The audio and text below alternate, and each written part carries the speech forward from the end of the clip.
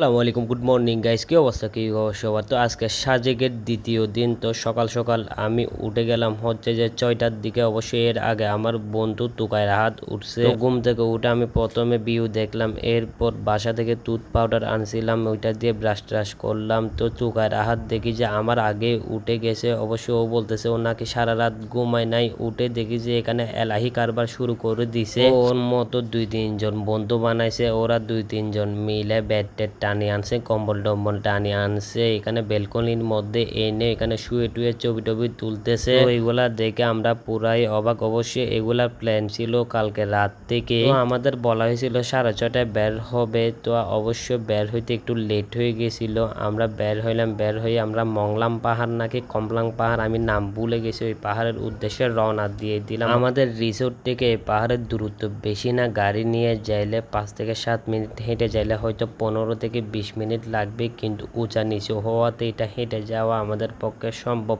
হইলেও সম্ভব না, কারণ অনেক বেশি কষ্ট হয়ে যাবে। তো সকালে আমরা বের হয়েছিলাম কিছু না খেয়ে, অনেক বেশি ক্ষুধা লাগছিল। তো আমরা খাবারের জন্য পাগল হয়েছিলাম। পরে আবার রাহাত কল দিল আমাদের হোস্টদের। তো ওরা বললো যে পাহাড় দেখে দেখে খাবার খাবে। তো এই পাহাড়ে ওঠার জন্য সিঁড়ি দিয়ে দিছে, যার কারণে অনেক বেশি সহজ হয়েছে আমাদের ওঠার জন্য। এখানে যদি সিঁড়ি না থাকতো অবস্থা খারাপ হয়ে যাইতো গা। আর উপর থেকে মাশাআল্লাহ ভিউটা অনেক বেশি সুন্দর লাগতেছিল। অনেকের নাকি সমুদ্র অনেক বেশি সুন্দর লাগে, কিন্তু আমার কাছে সমুদ্র তেমন একটা ভালো লাগে না। আমার সমুদ্রের চেয়ে পাহাড়টাই বেশি ভালো লাগে। তো আমরা সবাই একদম পাহাড়ের চূড়ায় গেলাম, ওইখানে গিয়ে গ্রুপ ছবি টবি তুললো। এমনিতে আমরা আমাদের ছবি টবি তুললাম। অবশ্যই ওখানে বেশিক্ষণ ছিলাম না, এরপর নিচে এসে গেলাম। এরপর এসে একটা গাড়িতে উঠলাম, গাড়িতে উঠে কিছুক্ষণ বসলাম, দেখলাম যে সব গাড়ি চলে গেছে। আমরা ভাবছি আমাদেরকে ফেলে সব গাড়িই চলে গেছে। পরে জিজ্ঞেস করার পর জানা গেল যে এটাও আমাদের গাড়ি। তো এটাতে করে আমরা উঠে গেলাম। আমরা ভিতরে জায়গায় পাই নাই, যার কারণে আমরা বাইরে এভাবে দাঁড়াইছিলাম। তো এখানে বাইরে এভাবে দাঁড়ানো বা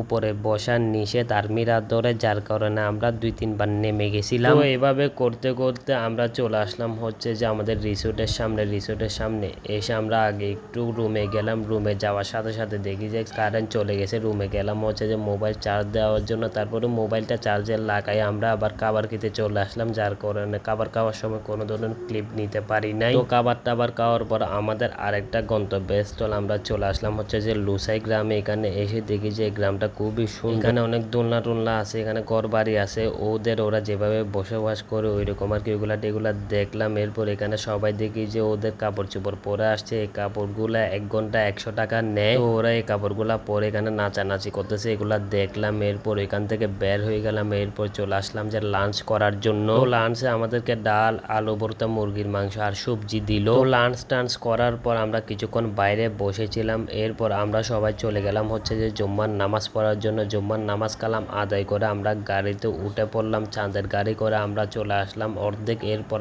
আমরা উঠলাম হচ্ছে যে আমাদের বাসে করে আমরা বাড়ির দেশে যাওয়ার জন্য রওনা দিয়ে দিলাম। মাঝখানে একটু সমস্যা হইলে, যার কারণে বাস কিছুক্ষণ দাঁড়ায় থাকতে হয়েছে। এরপর আবার রওনা দিয়ে দিলাম। আমাদের বাসের ড্রাইভার ছিল যে হচ্ছে যে একদম পাক্কা ড্রাইভার, একদম উড়াদুরা ড্রাইভ করতেছিল। আমরা অনেক মজা পাইলাম। বাস একবার মাঝখানে ব্রেক দিল নাস্তা পানি করার জন্য।